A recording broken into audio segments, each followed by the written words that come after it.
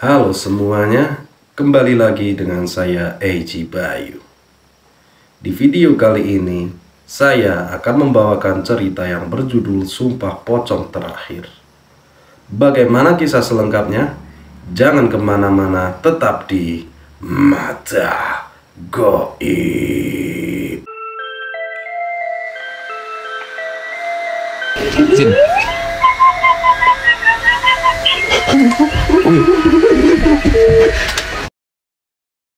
Di sebuah desa di Jawa Tengah, ketenangan yang selama ini dirasakan oleh penduduk desa mulai terusik ketika dua keluarga besar berseteru.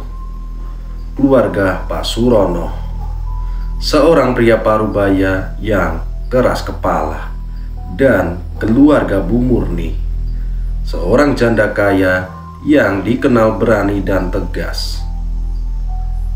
Keduanya mengklaim bahwa tanah yang mereka perebutkan adalah hak waris keluarga masing-masing.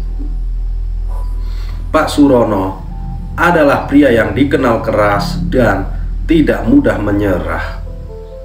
Ketika masalah ini muncul, dia segera menghubungi pengacara dan meminta bantuan kepala desa untuk menyelesaikannya. Sementara itu, Bu Murni yang tidak kalah gigih juga melakukan hal yang sama. Bahkan mengancam akan membawa kasus ini ke pengadilan. Selama berbulan-bulan, perselisihan ini tak kunjung menemukan jalan keluar. Pertemuan demi pertemuan yang digelar di balai desa berakhir dengan bentrokan kata-kata yang tak jarang melibatkan kerabat dan pendukung masing-masing pihak. Kepala desa Pak Karyo mulai kewalahan menghadapi masalah ini karena kedua belah pihak sama-sama kuat dan tidak ada yang mau mengalah. Pak Surono, Bu Murni, kita sudah berulang kali bertemu di sini, tapi sepertinya tidak ada yang mau mengalah, ujar Pak Karyo dalam pertemuan terakhir yang diadakan di balai desa. Bagaimana kalau kita coba mediasi dengan pihak ketiga?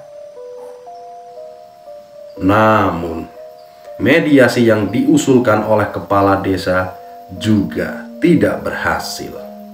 Perselisihan semakin memanas hingga akhirnya Pak Surono memutuskan untuk mengambil langkah drastis. Kita akhiri semua ini dengan sumpah pocong, teriak Pak Surono dalam pertemuan tersebut, yang langsung mengejutkan semua yang hadir. Bu Murni awalnya ragu, namun tekanan dari warga desa yang ingin segera menyelesaikan masalah ini membuatnya tidak punya pilihan lain. Baik, kalau itu yang kamu mau, aku terima tantanganmu, jawab Bu Murni dengan nada menantang. Keduanya sepakat untuk melakukan sumpah pocong, sebuah ritual sakral yang dianggap sebagai jalan terakhir untuk menyelesaikan konflik. Malam ritual sumpah pocong tiba. Suasana di masjid desa sangat mencekam. Warga desa yang biasanya riuh rendah kini terdiam, merasakan ketegangan yang kental di udara. Pak Surono dengan wajah penuh keyakinan berbaring di tengah-tengah masjid. Tubuhnya dibalut kain kafan putih. Di sisi lain, Bu Murni menatapnya dengan pandangan penuh dendam dan ketakutan. Ustadz Ali, seorang ustadz yang dihormati di desa tersebut, diundang untuk memimpin upacara ini. Ustadz Ali adalah pria berusia 50-an dengan wajah yang teduh dan sikap yang tenang. Ia dikenal sebagai orang yang sangat taat beragama dan memiliki pengetahuan luas tentang ritual-ritual keagamaan, termasuk sumpah pocong. Pak Surono, Bu Murni, ingatlah bahwa sumpah pocong adalah sumpah yang sangat berat. Sumpah ini melibatkan nama Allah dan tidak boleh dilakukan sembarangan. Jika kalian berbohong, kutukan Allah akan turun dan menimpa kalian. Ustadz Ali mengingatkan dengan suara tegas. Akhirnya ritual pun dimulai. Pak Surono mengucapkan sumpahnya dengan penuh keyakinan, menyatakan bahwa tanah yang diperebutkan memang miliknya. Suara Pak Surono menggema di dalam masjid, diikuti oleh doa-doa yang dilantunkan oleh Ustadz Ali. Setelah itu, giliran Bu Murni yang melakukan sumpah dengan nada yang gemetar namun tegas. Setelah sumpah selesai, Pak Surono dan Bu Murni menatap satu sama lain dengan pandangan yang sulit diartikan. Warga desa yang menyaksikan upacara tersebut juga merasa tidak nyaman. Meski secara formal masalah ini telah diselesaikan, ada perasaan tak tenang yang menyelimuti suasana desa. Mereka tahu bahwa sumpah pocong bukanlah sesuatu yang bisa dianggap remeh. Namun, di balik kesakralan sumpah pocong tersebut, tidak ada yang menyadari bahwa mereka telah membangkitkan sesuatu yang jauh lebih mengerikan daripada konflik antara dua keluarga ini. Setelah upacara sumpah pocong, kejadian-kejadian aneh mulai terjadi di rumah Pak Surono. Malam itu, ketika seluruh keluarga telah tidur, terdengar suara langkah kaki di dalam rumah.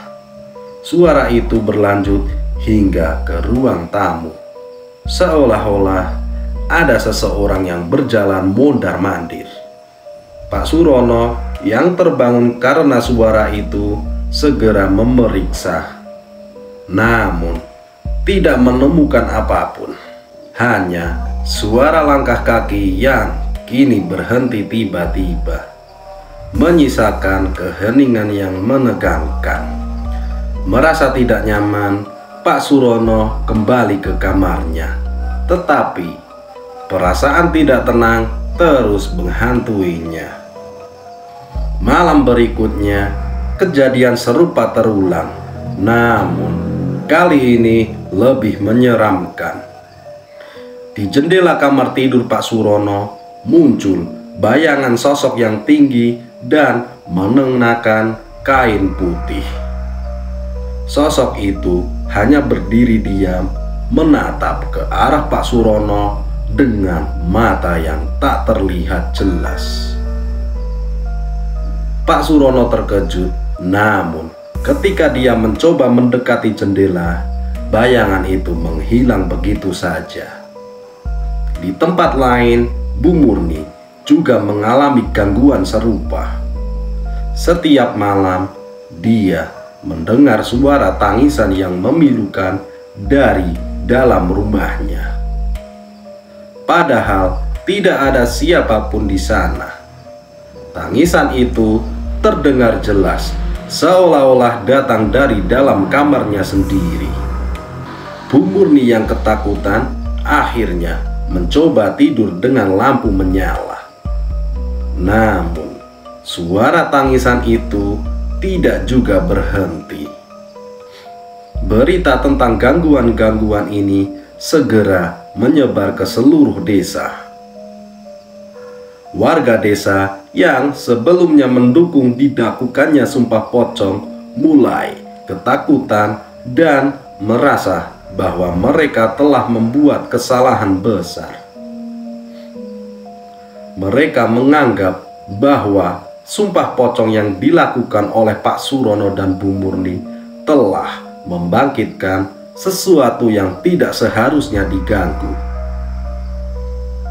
Ini pasti ada hubungannya dengan sumpah pocong itu, bisik seorang warga kepada temannya di pasar desa. Sejak sumpah pocong itu dilakukan, desa kita tidak pernah tenang lagi. Keresahan mulai menyebar di antara warga desa. Beberapa orang bahkan mengaku melihat penampakan sosok pocong di jalanan desa pada malam hari.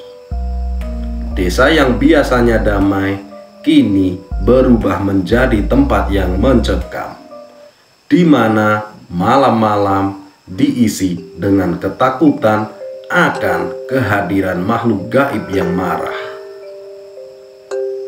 Pak Surono dan Bu Murni yang kini merasa menjadi pusat dari semua kejadian aneh ini mulai menyadari bahwa mereka telah membuat kesalahan besar. Mereka mulai mencari cara untuk menghentikan teror ini, tetapi tidak ada yang tahu harus berbuat apa.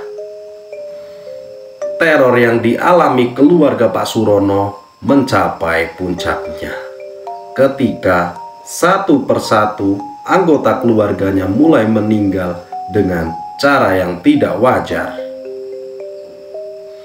Anak bungsu Pak Surono ditemukan tewas di kamarnya dengan tubuh yang membiru dan bibir yang membeku.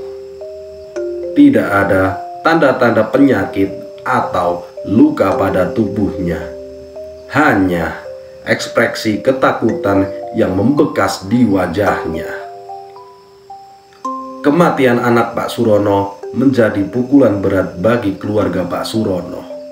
Istrinya, Bu Surono, yang tidak mampu menahan kesedihan dan ketakutannya, mulai menunjukkan tanda-tanda depresi.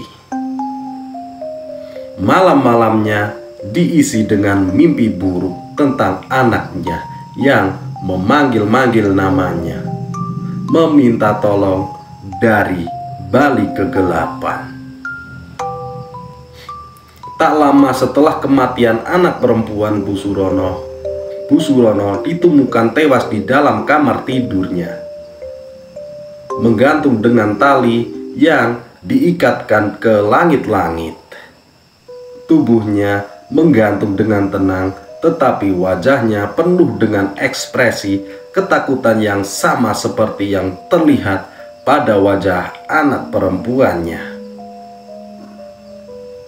Kematian kedua anggota keluarga Pak Surono yang begitu mendadak dan misterius membuat warga desa semakin yakin bahwa sumpah pocong telah memicu kutukan yang mematikan. Mereka mulai menjauhi keluarga Pak Surono, takut bahwa kutukan itu akan menyebar ke desa mereka. Desa yang sebelumnya penuh dengan rasa kebersamaan kini berubah menjadi tempat yang sunyi dan penuh rasa curiga. Di sisi lain, Bu Murni juga tidak luput dari gangguan mistis. Setiap malam dia mendengar suara-suara aneh dan merasa ada sosok yang mengawasinya dari balik kegelapan. Meskipun belum ada anggota keluarganya yang meninggal, Bu Murni merasakan ancaman yang sangat nyata. Dia tahu bahwa kematian yang datang kapan saja dapat membuatnya hidup dalam ketakutan yang terus-menerus. Pak Surono yang kini kehilangan sebagian besar keluarganya mulai menyadari bahwa ini bukanlah sesuatu yang bisa diatasi dengan kekerasan atau keberanian semata. Dia menyadari bahwa teror ini adalah akibat dari keputusan yang mereka ambil saat melakukan sumpah pocong. Namun, dia masih merasa bingung tentang bagaimana cara mengakhiri semua ini. Pak Surono yang kini tinggal sendirian di rumah besar yang dulunya penuh dengan canda tawa, akhirnya memutuskan untuk mencari bantuan. Dia merasa bahwa dia tidak akan bisa menghadapi teror ini sendirian, dan satu-satunya orang yang dia percaya untuk membantunya adalah Ustadz Ali. Dengan langkah yang berat, Pak Surono mendatangi rumah Ustadz Ali dan menceritakan semua kejadian yang telah menimpa keluarganya. Ustadz Ali mendengarkan dengan seksama. Wajahnya yang biasanya tenang tampak tegang ketika mendengar cerita Pak Surono. Dia tahu bahwa ini bukan masalah biasa. Pak Surono, kata Ustadz Ali dengan suara dalam dan penuh keyakinan. sumpah pocong yang kalian lakukan bukan hanya sekedar ritual. Itu adalah ikatan yang melibatkan dunia lain. Jika salah satu dari kalian berbohong, konsekuensinya sangat berat. Pak Surono terdiam. Dia menyadari bahwa mungkin ada hal-hal yang dia dan Bu Murni tidak mengungkapkan dengan jujur selama sumpah pocong itu berlangsung. Dia tidak tahu bagaimana cara memperbaiki kesalahan ini. Kita harus mengadakan upacara pembatalan sumpah pocong. Lanjut Ustadz Ali. Ini adalah satu-satunya cara untuk menghentikan kutukan ini. Namun, upacara ini sangat beresiko. Karena kita tidak tahu seberapa besar kekuatan yang telah terbangun dari sumpah itu. Pak Surono yang sudah putus asa setuju untuk melakukan apapun demi menghentikan teror yang telah merenggut nyawa keluarganya.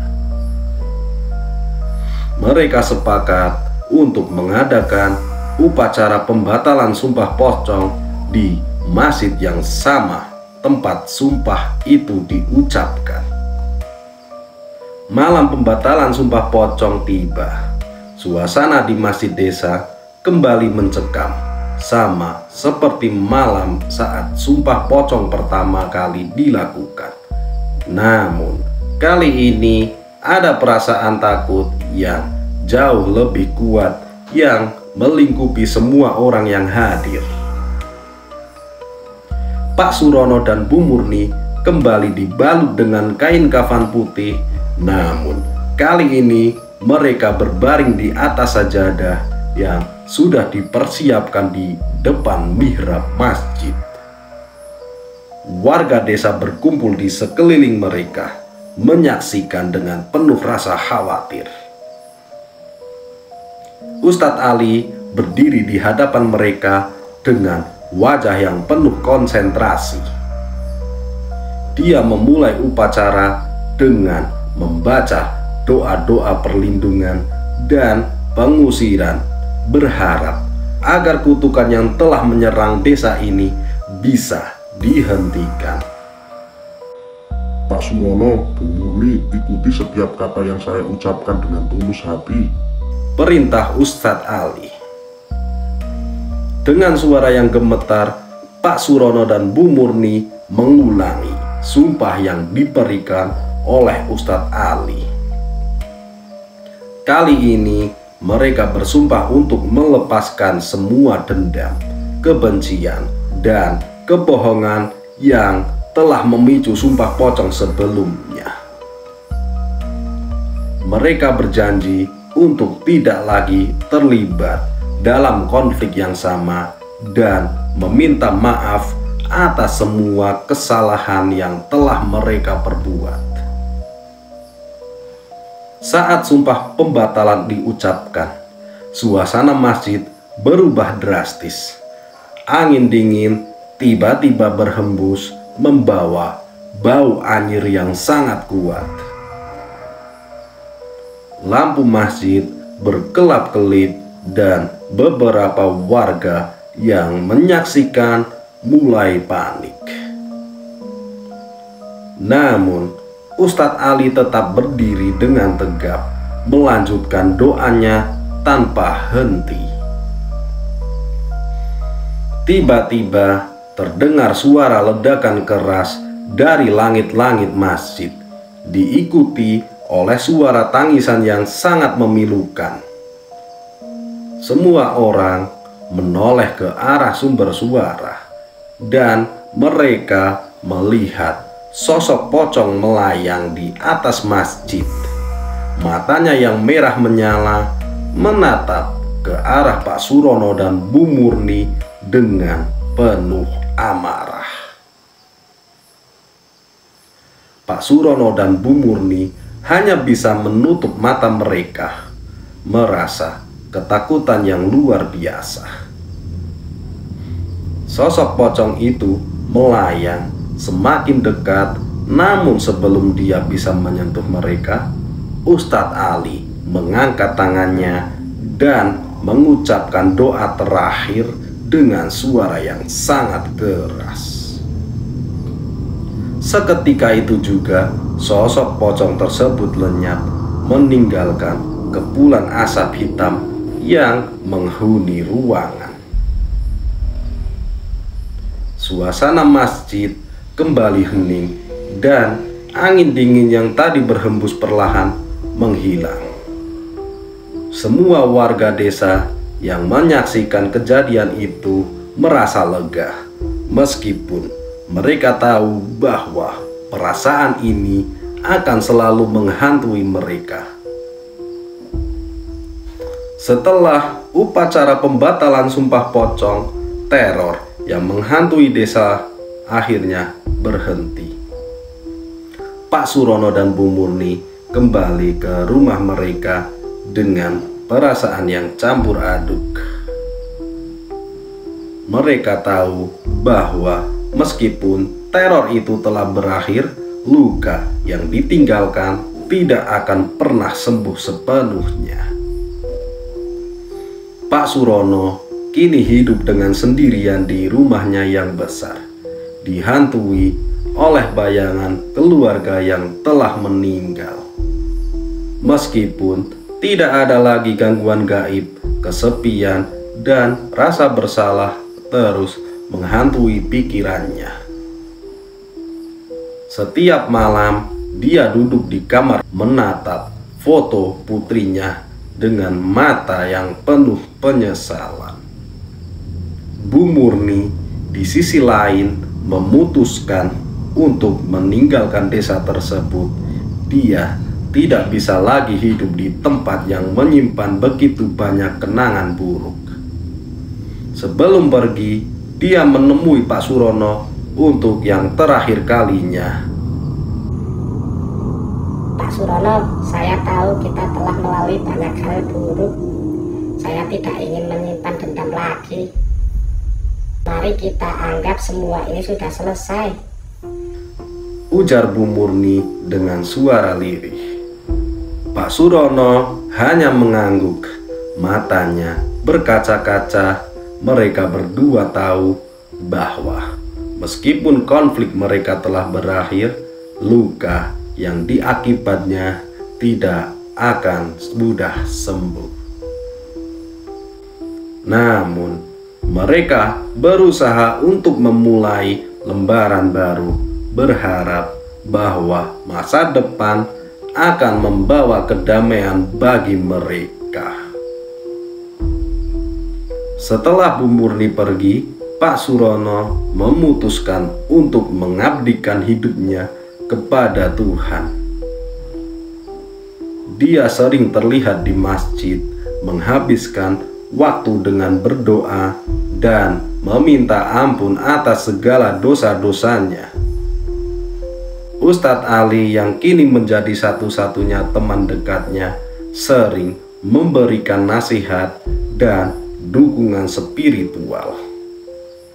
Warga desa tersebut juga mencoba melanjutkan hidup mereka meskipun bayangan peristiwa sumpah pocong itu masih menghantui mereka.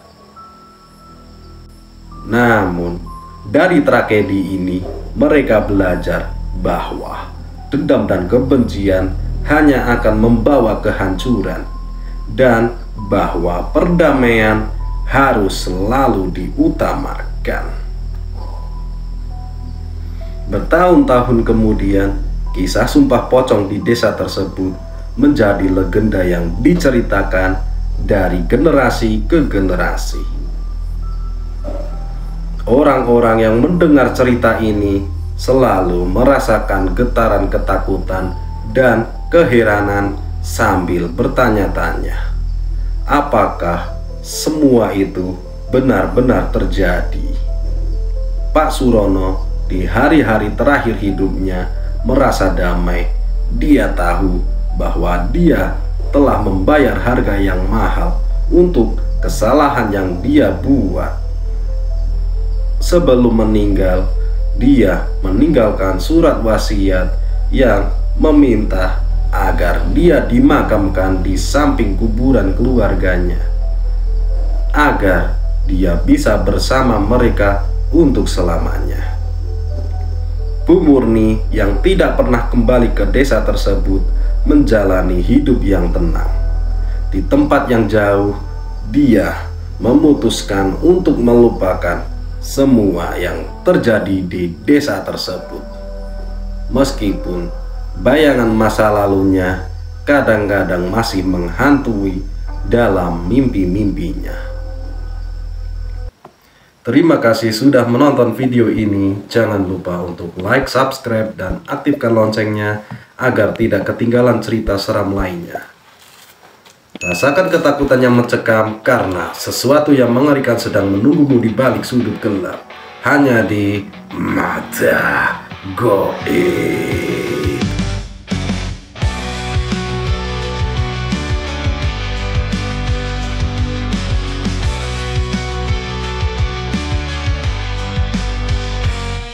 Di tengah malam aku terjaga, mencari bayangmu dalam